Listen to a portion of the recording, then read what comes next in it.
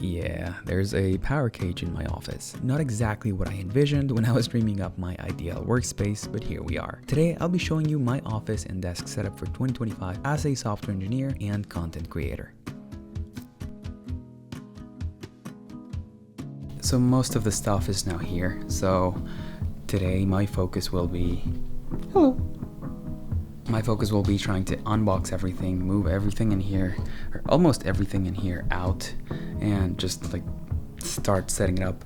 I know I won't get everything done today, but I want to see just how far I can get, so let's get started with that. The first step, of course, is to clear out the space. Before I could even think about my new setup, I had to make room for the new one and to assemble everything.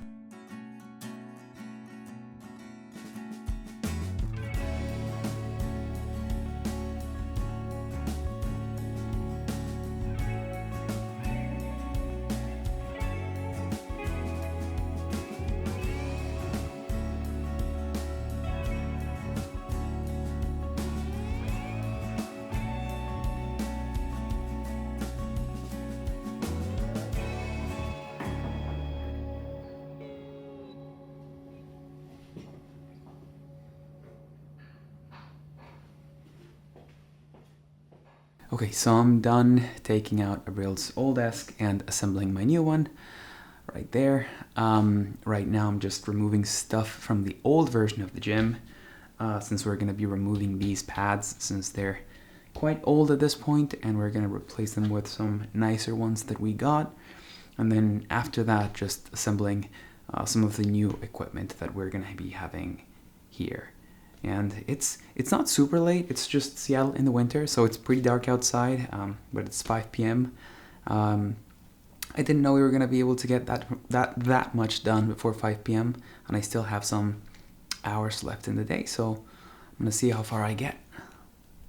And that's where things got tricky. There was one big problem with this redesign. I severely underestimated the space I needed to fit everything in here. This thing came in 3 boxes. Okay, these are 2 of them, but I forgot one outside, which I'll bring afterwards. This is gonna take a while to build. Day number 2, I had to do some layout changes because the way I was thinking of having the desk over here and then the new power rack over there was not gonna work, so I rearranged things and now my desk is over there. It's still a very big mess, but it's day 2 and I'm gonna start assembling the rack and trying to put it somewhere around here where I am. So yeah, focus of the day.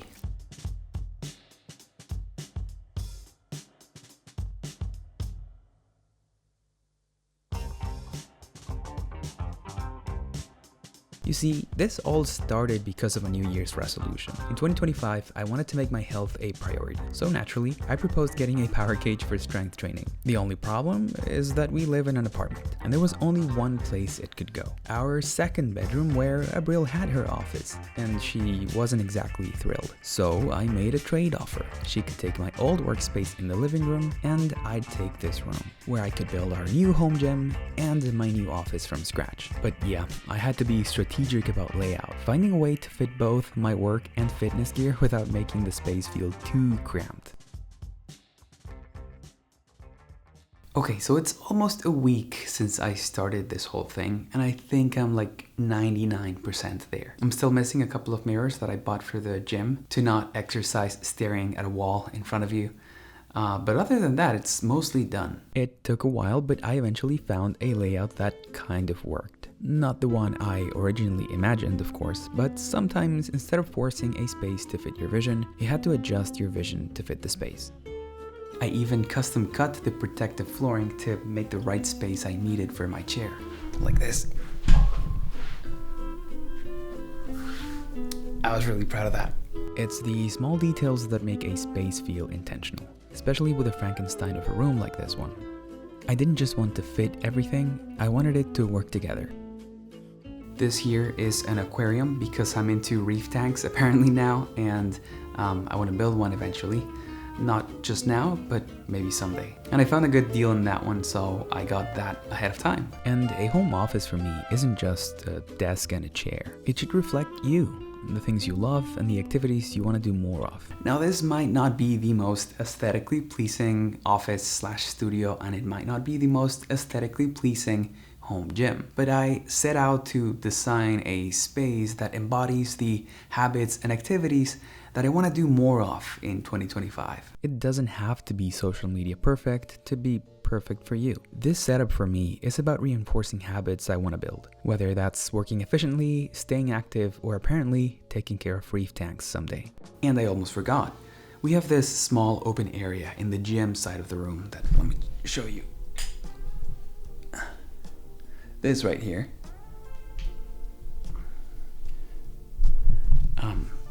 That is small exactly because it needs to make space for the office. But the fact that there's an office in front of this area means that we have a screen in front of it, which makes it like the perfect spot to follow like workout videos or training programs in here. The problem is that it is a bit small to do like body weight training or like lie down. Like there's not enough space in the protected flooring area to do that.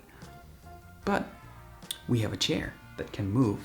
So I created this custom cut flooring to replace the chair when we want to do like that specific type of training and just extend this area a bit more. Let me show you. And while doing this whole thing, I learned that the secret to making small spaces be efficient is versatility. Simple things like being able to move my chair and extend the gym flooring gave me a pretty big space for bodyweight workouts or Apple Fitness Plus sessions. It does take a minute to set up, but I think it's worth it. Like I used it the other day to follow an Apple Fitness Plus program, and I just thought it was really comfortable to get that extra space with just like 1 minute of setup. Now onto the desk setup itself. We have the small flexi spot standing desk. I think it's like 48 inches wide. I went with a smaller one because I'm obviously sharing this space with a pretty large home gym, and also because I could compromise in the other direction by getting some storage space.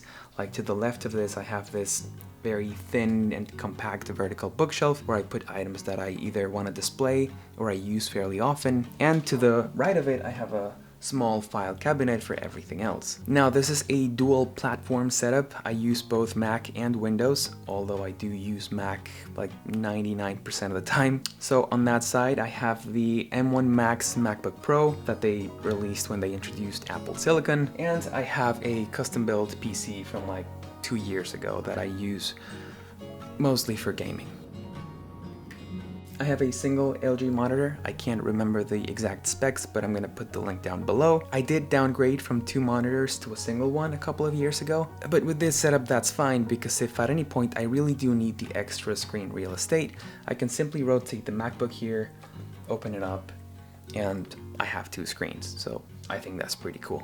I have a desk shelf / monitor stand from Balolo. I used to have a GroveMate one, but my wife kept that one, and I got this new one. And I still kept 2 items from GroveMate, which is like the little desk mat here and the what's the name of this thing?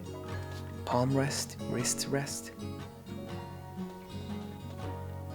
I'll link both of these below. My keyboard of choice is the MX mechanical keys from Logitech. I've never been that into mechanical keyboards, but I do appreciate the clickiness, so this felt like a good compromise between a flat keyboard and the clicky feeling that a lot of people in this industry seem to love. And my mouse of choice is the MX Master 3. Sometimes I do appreciate the feel of a trackpad, so I have the Apple Magic trackpad to the right of that setup, and a small little coaster for any drinks, where I usually keep my, what's the brand name? Water Drop glass water bottle.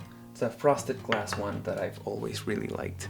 My audio setup is actually pretty basic. I think these are the Logitech MX Sound, and they have nothing special, but the good thing is that they have Bluetooth integration, so if I want to connect any other device to this setup, I can easily do so. I have a couple of accessories, some fake plants, as you can see. I recently got, for the first time actually, a monitor light bar, so I've yet to figure out exactly how often I'll be using that. And a little like accent lamp that I wanted, and I got this one from Etsy, and I just love it. I love the way it looks. I'm super happy with that one. And I think that's mostly it. No. The nice thing about this Balolo desk shelf slash monitor stand is that it has like a modular system where you can attach stuff to it. So I got it with a little like shelf drawer thingy down here to put extra stuff, and it still allows me to slide my mouse and keyboard underneath. And I could also integrate a phone charger. It doesn't come with the actual charger, but it's the charger holder, and you can easily just put the official Apple one, or in this case I got a way cheaper one from Amazon, and just stick it in there. And that's a nice way to display my phone. And with the iOS feature of like, I forgot the name of that feature, landscape display thingy, I can just have a nice clock in my setup too. Oh, and I love these. I think I talked about these at some point, but these are like physical hourglasses based on the Pomodoro technique. So this is the 25-minute length size, and there's a smaller one for the 5-minute breaks that comes in white. So I use these a lot, and I think they're one of the coolest productivity accessories that I could ever get. They were a gift, and I love them. At the end of the day, a great setup isn't just about having the best gear. It's about making it easy to do the things that actually matter to you. This is my home office and my gym, and that's pretty great to me.